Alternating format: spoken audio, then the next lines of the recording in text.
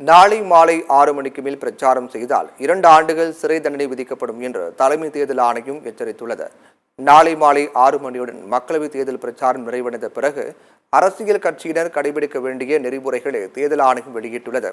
தமிழ்நாட்டில் ஏப்ரல் 19ஆம் தேதி காலை 7 மணி முதல் மாலை 6 மணி வரை வாக்குப்பதிவு நடைபெறும் என்றும், நாளை மாலை பிரச்சாரம் ஓய்ந்த பிறகு எந்தவொரு அரசியல் கட்சியும் வேட்பாளரும் வாக்கு சேகரிப்பில் ஈடுபடக்கூடாது என தெரிவிக்கப்பட்டுள்ளது. ஃபேஸ்புக், வாட்ஸ்அப், எக்ஸ் வலைதளம் போன்ற சமூக வலைதளங்கள் மூலம் பிரச்சாரம் செய்யக்கூடாது என அறிவுறுத்தப்பட்டுள்ளது.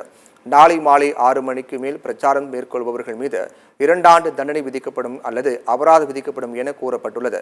வெளியூர்களில் இருந்து பிரச்சாரம் மேற்கொள்ள வந்தவர்கள் நாளை மாலை 6 மணிக்கு மேல் தொகுதியில் இருக்கக்கூடாது என்றும், அரசியல் கட்சியினர் வாக்காளர்களை தங்கள் வாகனங்களில் வாக்குச்சாவடிக்கு அழைத்து வரக்கூடாது எனவும் அறிவுறுத்தப்பட்டுள்ளது.